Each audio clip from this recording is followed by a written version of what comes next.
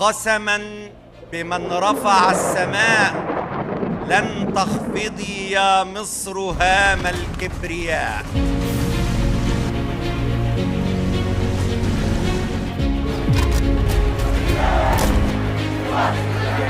كلنا بنسأل بعض، هو الجحيم جاي الشرق الأوسط ولا لأ؟ طيب لو جه انت قده ولا الطوفان هيبقى شديد علينا؟ طب انت اصلا تقدر تمشي كلمتك على امريكا؟ طب حد سأل نفسه قبل كده ايه اللي عملته المخابرات المصرية وخلى العالم كله يقف مصدوم؟ وايه هي القوة الغاشمة اللي وصلنا لها وهنقف بيها قدام اللي هيقرب من مصر؟ في الوقت اللي بكلمك فيه حالا ده بيحصل امر عظيم على الارض. اعلام الكيان هناك بيتكلم برعب بعد ما الاقمار الصناعية بتاعتهم رصدت تحركات فجائية للجيش المصري في سيناء كلها. اهلا بيكم، انا محمد فتحي وجاي اجاوبك على اسئلة نوعية مش هتسمعها في اي مكان تاني. خليني اجاوبك على السؤال المهم الاول، وهو هي مصر هتقدر تمشي كلامها على امريكا؟ الاجابة ايوه طبعا، دي مصر العظمى. انت ليه مستغرب قوي كده؟ تعال اقول لك اصلا الحقيقة من الاول. مصر فرضت ارادتها على امريكا في تحطيم مشروع الشرق الاوسط الكبير في اليوم اللي خلعت فيه الاخوان من الحكم، وساعتها اوباما جن جنونه وقال لك عقوبات ومساعدات امريكيه تتقطع. نفس السيناريو بتاع كل مره، تحسوا يا رفيع المقام صداع مزمن عندهم. تعال اقول لك تاني، مصر فرضت ارادتها لما رفضنا كل الاغراءات والضغوط لاقامه قواعد امريكيه. مصر فرضت ارادتها لما عملنا المفاعل النووي المصري. مصر فرضت ارادتها على امريكا يوم ما رفضت تقسيم ليبيا والسودان. مصر فرضت ارادتها لما كسرنا كل محظورات التسليح ووطننا صناعته كمان. مصر فرضت ارادتها يوم ما قررنا نعمر سيناء لإفساد أي مخطط للتهجير. مصر فرضت إرادتها بمشاريع السكك الحديدية اللي عملتها علشان توقف الممر الهندي اللي هم بيفكروا فيه.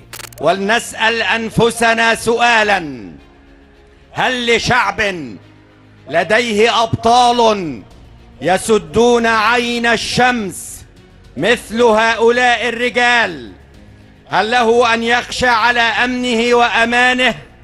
لا والله، بأمر من الله ستبقى مصر بشبابها عصية على الانكسار.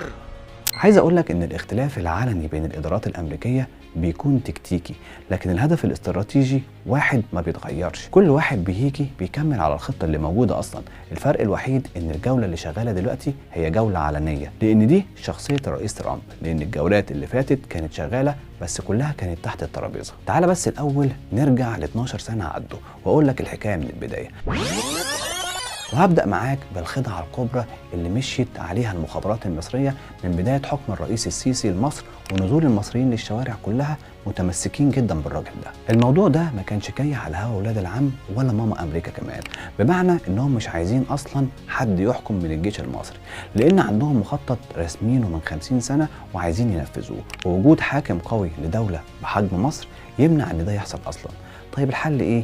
نخليهم يقولوا مدنية ويسقط حكم العسكر، وهم طبعا الفضاء بتاعهم يعرفوا ينشروا الكلام ده في اسرع وقت ممكن. طيب وبعدين هنجيب على طول حاكم يكون ولاؤه لينا ويدينا سينا جاهزه كمرحله اولى، وبعد كده نفكر في الباقي هيحصل ازاي، لان اطماع غزوه عندهم مش هتقف لحد هنا، هم عندهم امل في اسرائيل الكبرى. طيب المخابرات عملت ايه؟ هضحك عليكم لو ما قلتش الحقيقه. مصر كانت بعد 2011 في اضعف حالاتها، وفي نفس الوقت العقاب المصري كان بيعمل تحديث شامل كامل للجيش المصري بشكل غير مسبوق. 10 سنين يبني طرق وكبالي ربط البلد كلها ببعض، لدرجة ان المسافة من سيناء للقاهرة بقت 300 كيلو بس.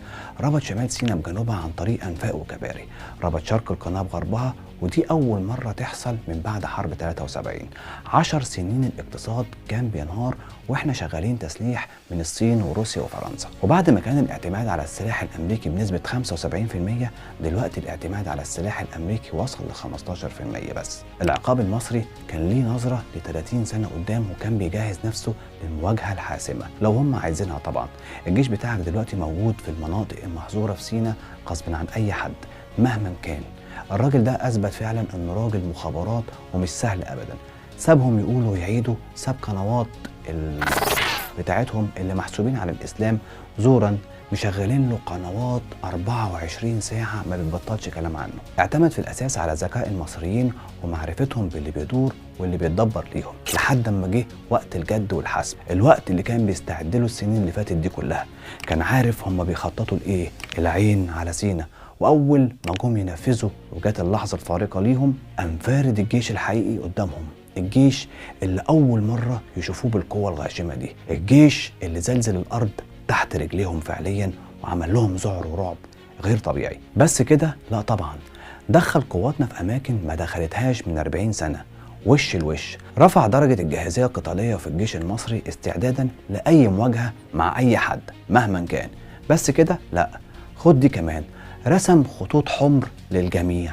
الراجل ده فنان يا جدع في رسم الخطوط الحمر قوي. طلبوا منه يسددوا كل ديون مصر وكمان مئات المليارات من الدولارات تدخل مصر علشان ياخد ال2 مليون فلسطيني، واحنا في امس الحاجه للمليارات دي، ودول هيخلوا شعبيته كمان في العلالي في مصر لما يعمل انتعاش اقتصاديه. طلع وقال لهم تهجير لا، طلعوا هددوه علنا قدام العالم، طلع وقال روحي فدا مصر. يسكتوا؟ لا، طلعوا تاني وهددوا فرض الامر الواقع والتهجير هيبقى بالعافيه. طلع قال لهم عافيه بعافيه، وعمل عرض عسكري زلزل الارض تحت رجليهم وقال لهم ما تخافوش قوي كده، دي حته صغيره من الجيش. عرفوا انه ما بيهددش، الراجل ده بينفذ. راحوا بعتوا له تاني، طب تعالى يا عم نقعد ونتكلم ونتفق ونتفاوض في البيت الابيض. رد عليهم علني قدام العالم، لا تفاوض غير لما نلغي بند التهجير من جدول الاعمال.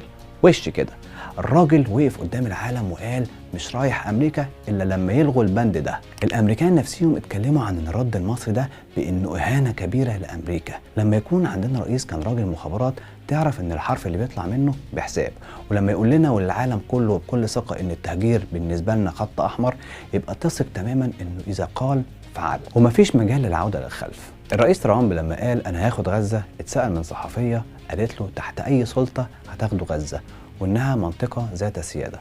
رد عليها وقال لها تحت السلطه الامريكيه. انت متخيل عقولهم وصلت لايه؟ الاداره الامريكيه عرضت 3 مقترحات لغزه كلهم فيها تهجير لاهلها، ومصر ترد تقول لا مفيش تهجير لا لمصر ولا لاي مكان تاني كمان، وهددت بوضوح تام في بيانات الخارجيه المصريه الاخيره بتعليق اتفاقيه السلام اصلا، ولتفتح ابواب الجحيم على من اراد بنا سوءا. التصريح بتاعك ده طلع على طول رد من امريكا وقالت احنا مش عايزين ندخل صدام مع مصر، والكيان طلع ورد وقال احنا عايزين نحافظ على اتفاقيه السلام مع مصر. رد مصر العظمى كان قوي ومفاجئ للعالم كله، لا تهديد لا ابتزاز لا تهجير لاهل فلسطين من ارضهم. فليعلم أهل الشر أن كل مصري حي على الأرض دي جاهز للتضحية بنفسه وبماله وولده في سبيل الله عز وجل ثم الوطن وتحيا مصر. بس خلاص، السلام عليكم ورحمة الله وبركاته. احنا مش هنسيب سينا، احنا مش هنسيب سينا لحد، يا تبقى سينا بتاعت المصريين يا نموت.